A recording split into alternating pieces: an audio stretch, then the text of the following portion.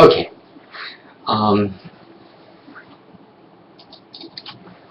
Regarding the Holocaust and the incidents of it occurring, you would think that it would be common sense that the Holocaust did occur. I mean, what do you think that these people did? Do you think that they purposefully starved themselves for years? This is horrible that I'm laughing. I'm not laughing at the actual atrocities of the Holocaust. I'm laughing at the idea that the Holocaust was a falsified occurrence. They were starved. They starved themselves for years. They tortured themselves. Apparently the guards were just really nice. Apparently, according to some people, they had leisure activities and all this other stuff. And the guards, they just fantasized about Isel Koch, or whatever her name was, and other people like that. It's absurd to even say that. And of course, they all played possum. And, you know, they have videos of the Nazis bulldozering hundreds of bodies down into a ditch, of course, but that was all to play possum, right? They were all just playing possum. And they got right back up after that. Or no, the bodies were fake, you know, people were moving, struggling to move by. The bodies were just fake, they were falsified, everything was fake, it was all one big, you know, Photoshop wasn't even around back then. We weren't there, we didn't know what happened. It's like, how do you get off on that? It's this absurd notion, and I've heard people who can argue about whether the gas chambers existed. To me, that is kind of an irrelevant aspect to what the Holocaust symbolizes. Was symbolizing genocide and, you know, sort of one of the greatest human atrocities. Although it's arguable that the transatlantic slave trade is worse, because, again, they were crammed up in ships like sardines in a can. They both were pretty bad, so I mean, and I'm not in the position where I'm going to argue which is worse, but they were both pretty bad. And yeah, they'll use this and they'll compare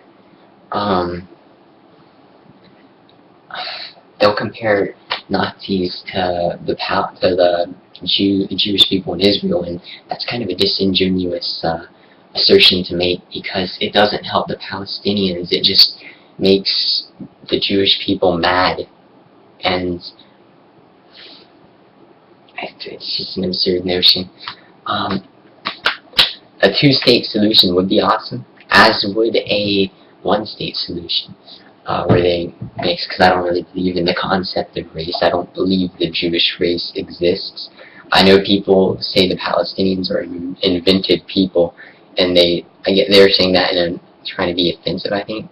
Others say they're an invented people because we're all people.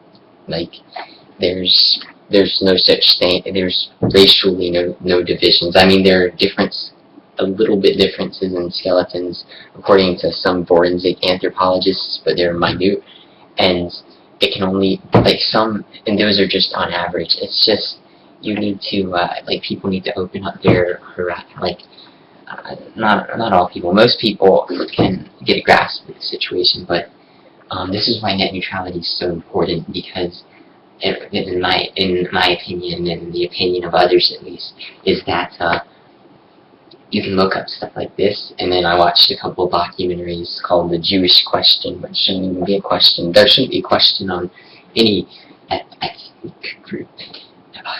It's just this absurd notion. Now, if you want to tear apart the Jewish religion, I'd be completely, as you would say, kosher with that. That's fine with me, and that's kind of a dick move to say kosher, but that's just something. I have no respect for the Jewish religion.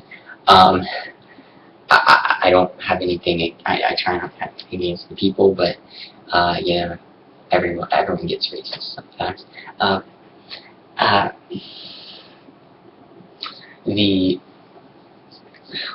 What is this? Yes, all the religions have their flaws. Now, anyone who believes that like the reason most people support Israel is because it's a secular state. They allow their citizens more freedom than pretty much every surrounding nation. But there's also the intricacies within that. And I mean, it would be like I don't believe race in the concept, but you know it's just absurd. Like people shouldn't argue and over that stuff. And I was watching a video about some supposedly Jewish comedian teasing an Asian male in front of his I guess either sister, girlfriend, friend, or mother. And the individual punched the comedian for making the insensitive remarks. I don't know if it was a real thing or not. It might have been falsified, because I mean, I doubt anyone would really talk down to someone like that. But yeah, it's absurdity in its finest. The headline, like the undertone was, gets knocked out. Be sure to watch my videos or something, and then he says, "Stop the white genocide," and not knowing what it, like, you can put a spin on anything. Like you can put a spin. I can turn the Nazism into a play on words too. I can turn the swastika into a symbol as well. It's like you turned genocide into, you know, mixing of races. It's insane degradation of the term's meaning, in my opinion, to the person who did that. It's just this absurdity, and you know, that's that.